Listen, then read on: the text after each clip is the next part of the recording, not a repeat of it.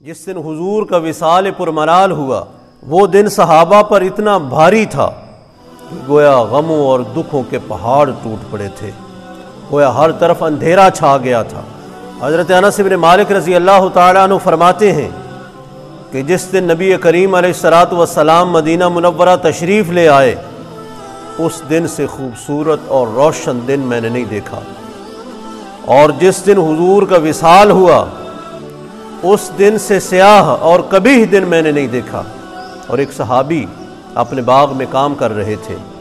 بیٹا اطلاع دینے کے لیے گیا، جب انہوں نے یہ سنا کہ حضور کا وصال ہو گیا ہے تو دعا کے لیے ہاتھ اٹھائے اور کہا اللہم اذہب بصری حتی لا ارا بعد حبیب محمد احدا، کہ اے مولا میری بصارت واپس لے لے، اس لیے کہ میں حضور کے بعد کسی کو دیکھنا گوارا ہی نہیں کرتا۔ حضرت فاطمہ رضی اللہ تعالی عنہا نے شدت غم میں اشعار کہے، صبت علی مصائب لو انہا صبت علی الایام سرن لیالیا، کہ مجھ پر دکھوں اور غموں کے جو پہاڑ ٹوٹے ہیں، اگر یہ دکھ اور غم دنوں پر آتے تو وہ راتیں بن جاتی۔ حضرت بلال رضی اللہ تعالیٰ عنہ نے مدینہ منورہ چھوڑ دیا اور کہا اب حضور کے بغیر دل نہیں لگتا۔ حضرت عائشہ رضی اللہ تعالیٰ عنہ فرماتی تھیں کہ میں نے حضور کے وصال کا جو دکھ جھیلا ہے اب اس کے بعد مجھے دکھ لگتا ہی نہیں۔ اور حضرت عمر رضی اللہ تعالیٰ عنہ تو تلوار لے کر کھڑے ہو گئے اور فرمایا جس شخص نے یہ کہا نا کہ حضور کا وصال ہو گیا ہے میں اس تلوار سے اس کی گردن اتار دوں گا۔ اور صحابہ تو صحابہ جو نبی پر جان، مال، اولاد، وطن، علاقہ قربان کرنے والے تھے، حضور سے منسوب جانور بھی عجیب کیفیات میں مبتلا تھے۔ آپ علیہ السلام کی اونٹنی غضبا، حضور کے وصال کے بعد نہ اس نے کچھ کھایا ہے نہ کچھ پیا ہے، بلکہ کتابوں میں لکھا ہے کہ حضرت فاطمہ الزہرا رضی اللہ تعالی عنہا کی چوکھٹ پر سر رکھ کر روتی رہتی تھی، آنکھوں سے باقاعدہ آنسو بہتے تھے، اور اسی حالت میں یعنی بھوک اور پیاس میں اس نے اپنی جان دے دی ہے۔ اور حضور کا وہ دراز گوش جس کا نام یعفور تھا، آپ کے وصال کی خبر سن کر وہ دوڑا ہے اور ایک اندھے کنویں میں گر کر اپنی جان دے دی ہے۔ حضور کا وصال اس سے برداشت نہیں ہوا۔ یہ کیفیات تھی اس دن صحابہ کرام کی، حضور کے عاشقوں کی یہ حالت تھی، حضور کے جانثاروں کی اور فداکاروں کی یہ حالت تھی۔ لیکن آج اسی دن حضور کے عشق کا نام لینے والے، محبت کا دم بھرنے والے، اور وہ اس دن کو بطور عید اور جشن کے مناتے ہیں۔ جس دن صحابہ پر غموں کے پہاڑ ٹوٹے وہ دن ہم جشن کے طور پر منائیں، جس دن صحابہ سے ان کی متاع حیات لٹ گئی وہ دن عید کے طور پر منائیں، جس دن پورے عالم کا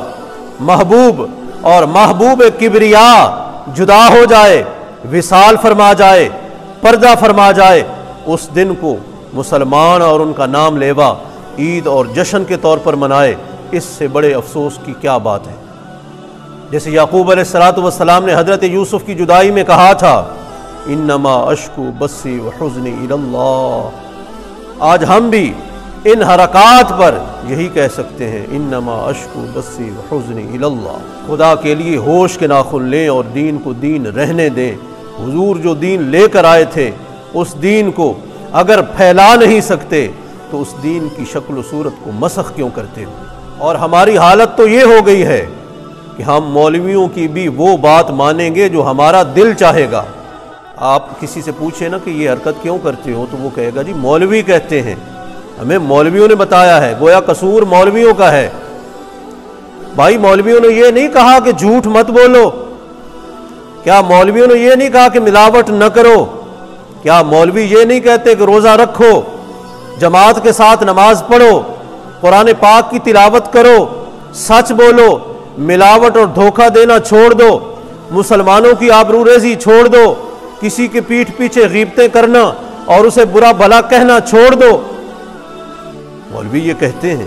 دن رات کہتے ہیں، لیکن ہمارا حال یہ ہے کہ ان میں سے کسی بات کو ہم مانتے ہی نہیں، الٹا علماء کرام کو کہتے ہیں ਮੌਲੀ ਸਾਹਿਬ ਇਹ ਪੁਰਾਣੀਆਂ ਗੱਲਾਂ ਨੇ, ਤੁਸੀਂ ਮਸਜਿਦ 'ਚ ਬਹਿੰਦੇ ਹੋ, ਤੁਹਾਨੂੰ ਕਿਹੜਾ ਪਤਾ ਜ਼ਮਾਨਾ ਕਿੱਥੇ ਅਪੜ ਗਿਆ ہے۔ اور جو بدعات اور رسومات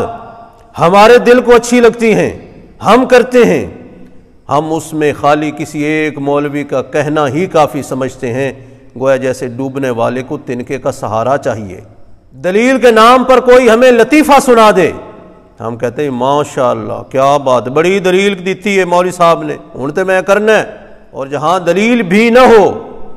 وہاں یہی کافی ہے کہ جی بڑے مجبور ہیں، برادری ہے، ناک کٹدا ہے، دسو کی کریے۔ بدعات کرنے کے لیے ہمارے پاس دلیل ہو یا نہ ہو بس کافی ہے، اور نیکی کرنے کے لیے دلائل کا انبار بھی لگا دیں تب بھی نیکی نہیں کرنی۔